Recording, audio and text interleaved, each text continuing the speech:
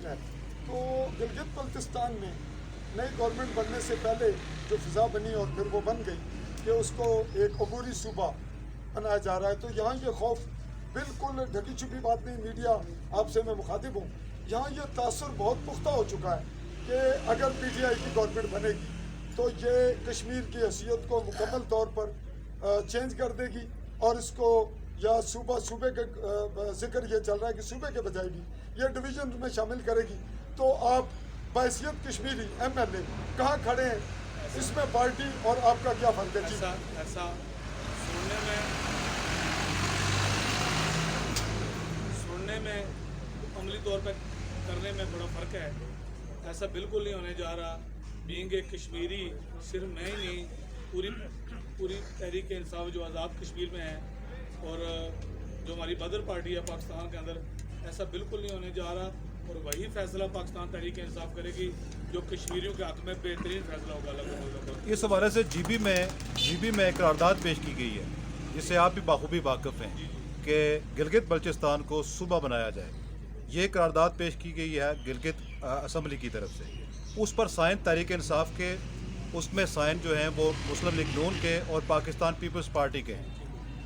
तो ऐसी सूरत में क्या इन जमातों को सपोर्ट बतौर कश्मीरी आपको करना चाहिए? बिल्कुल साइन होंगे, लेकिन मैं ये समझता हूँ कि वो फैसला जिससे अक़वाम मुत्तहिदा के अंदर कश्मीरियों का मुकदमा और कश्मीर का मुकदमा कमज़ोर हो, ऐसा फैसला किसी सूरत में नहीं होना चाहिए। पार्टी पॉलिसी अपनी जगह, यकीनन हमें पार्टी पॉलिसी पर खड़ा होना पड़ेगा, लेकिन ये है कि हम पार्टी जब ये फैसले का वक्त आएगा, जब आज़ाद कश्मीर पर बात आएगी तो हम अपना किरदार अदा करेंगे, पार्टी को बताने की और कायल करने की कोशिश करेंगे कि वो फैसला होना चाहिए जो कश्मीरियों के मुस्तकबिल के लिए बेहतर हो। अक़वाम मुत्तहिदा में कश्मीरियों की आपके खुदराजियत की उस करारदाद की तर्जुमानी करता हो, हम उस फैसले को इंशाअल्लाह कराने के लिए अपना पूरा किरदार अदा करें। तो अगर आइनी सूबा बनाया जाता है गिलगित को, तो उस पर भी आप यहाँ कह रहे हैं कि हम स्टैंड करेंगे आज़ाद कश्मीर में, वहाँ पर भी स्टैंड करेंगे? गिलगित बल्तिस्तान और आज़ाद कश्मीर देखें ना, एक नाम अलग है लेकिन है तो कश्मीर का हिस्सा। साहब ये बताइएगा कि यहाँ पे बिजली का बड़ा इशू है और ग्रिड स्टेशन के हवाले से एहतजाज भी होते रहे।